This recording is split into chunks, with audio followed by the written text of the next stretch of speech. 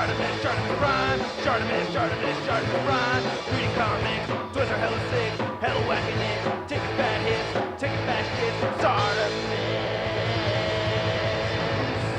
Subscribe, and totally getting annihilated. Hey, what's up you guys? ShartimusPrime here, doing another Mortal Kombat action figure review on the McFarlaneToys Mortal Kombat 11 video games Noob Saibot and Noob Saibot Bloody Variant. Trying to get your Mortal Kombat figures, you can do so at Big. Get your big badass toys at BigBadToyStore.com. Click the link in the description below. And while you're down there, I ask you to please hit that like button. If you're new here, hit that subscribe button as well as a notification bell. And I'm trying a new segment on this channel called Why I Give a Shart. So why do I give a shart about Noob Saibot? It's not even my favorite ninja from Mortal Kombat. Everybody has their ranking, but for me it's kind of similar to how they appeared in the games. Give Sub-Zero number 1, then Scorpion, then Reptile, then Smoke, then Noob Saibot, and then Rain, and then Ermac. I don't know. Let me know what your ranking is. But I do like the whole shadow clone ability of this character and the whole purple mysticism that you see with the effects and everything with the graphics, and MK11 looks badass. And a big thanks to McFarlaneToys for making this review possible and sending out this product my way to review for you guys. If you want to see the latest from McFarlaneToys, you can find the link in the description below. And the packaging is slightly different for these two. You can see the bloody variant right over there, but on the side, you know, they got some blood and stuff. No blood on that one. On the back, no blood on that one. And you get some blood on this one. And then on this side, it just says Mortal Kombat 11. You get window slivers on the top. Not much more on the bottom of the packaging. So let's get to it and crack these things open. And here's the regular Noob Saibot figure out of the packaging. I will show off both figures, don't worry, and I will talk about the things that I like and dislike, but first let's get a closer look at the accessories. So as far as accessories, each figure comes with their own sickle and your standard issue Mortal Kombat stand. I love the sculpted detail here, however I wish we had interchangeable hands for these figures. But speaking of sculpted detail, this looks amazing. I love how the hand wrap looks right there, all these little spikes. I do love that silver paint. Figures comes with a little bit of warpage. All you need to do is heat it up and they'll straighten right out for you, so that's pretty sweet. And then this one right here, of course, with the blood variant, oh yeah, it still has all the silver paint right here, not so much right over there because it's covered in blood, but it looks awesome. And then you get the stands for each of these. Gotta complain about there not being proper weapon storage, because Noob Saibot always stores his sickle right behind, right over here. Kind of found this little method right here to be useful. It's not really, you know, the very best, but it kind of looks like he has it stored right there and you could shake it around, but as soon as you move this around or that shoulder pad, it's gonna fall off.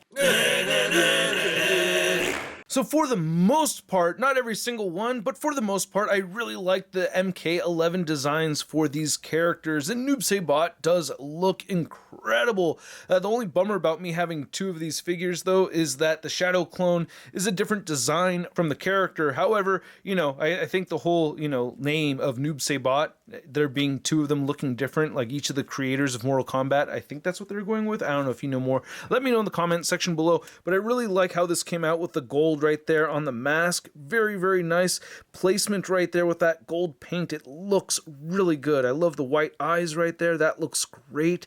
All of this texturing is just fantastic. Look at that. I like how it changes right over here on the top of the dome, so that's pretty sweet. Really like that detailed silver trim that we're seeing around here as well.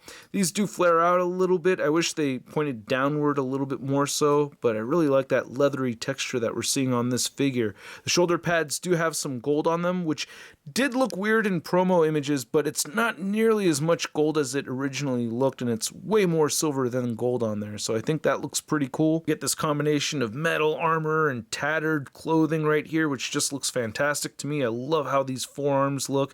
The gauntlets right here look really good, or arm guards, I guess, but yeah, nice sculpted detail and paint variation. You even have the straps all painted right there. This attention to detail with the fingers, that looks really cool. Looking at the back right here, you can see how these different plastic bits kind of overlap each other. Then you get this nicely textured skirt right here, or robe, or I don't know. I always forget what to call it, but you know it looks pretty sick though, man. That looks dope. Then you get a little bit of that gold over the silver. Nice little touches of brown throughout here and there. Knee pads look great. Shins and everything look really good. There's looking at the feet, nice and pointy and everything. And he does have peg holes at the bottom of his feet. Bringing the bloody variant in, easy to say.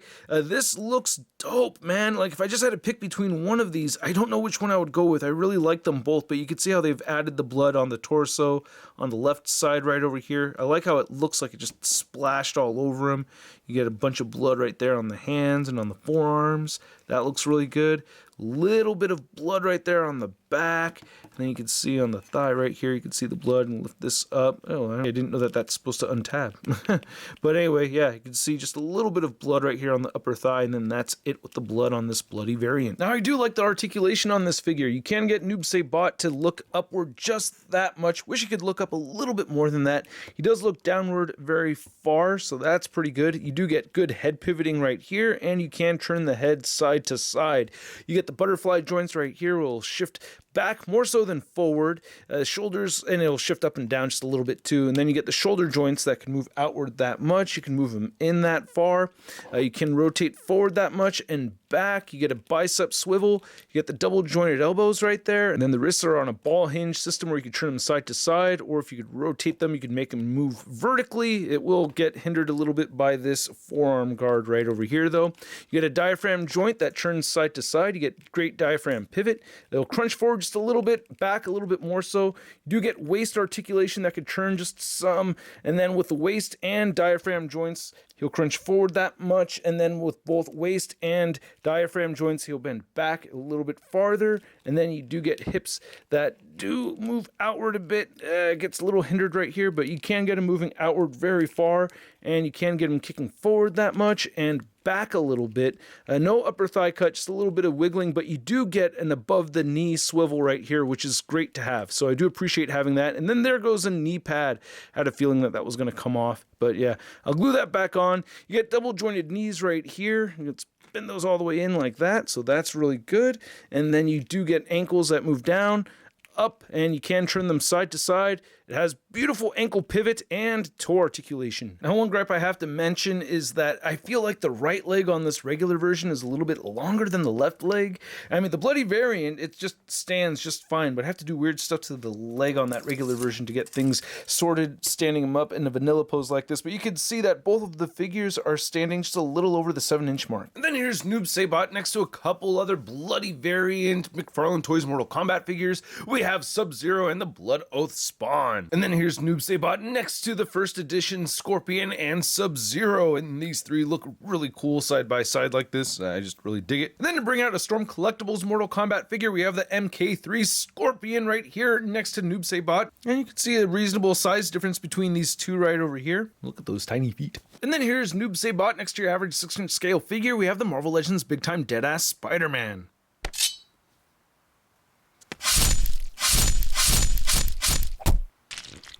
So I hope you guys enjoyed this video. If you did, please show some love to the channel by hitting that like button and hit that subscribe button, as well as a notification bell. And a big extra thanks to all these people over here that support this content and help make these videos happen. If you're interested and you want the perks, link in the description below, or hit that join button.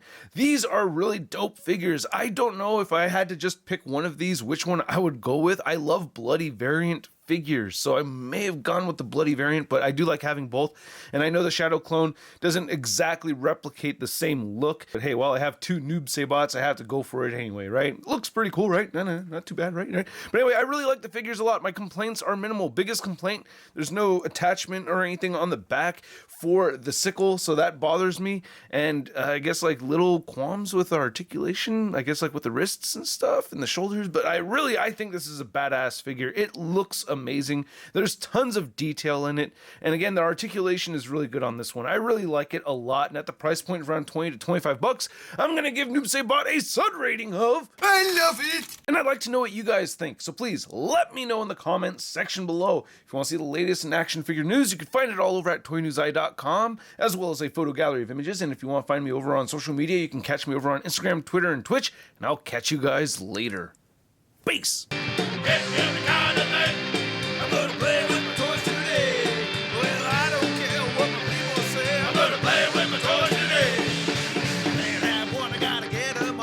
Time to make a trip to the local mall, oh yeah!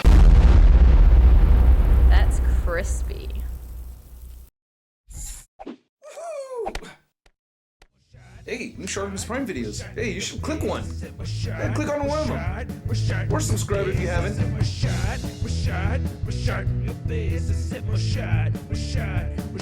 Your face,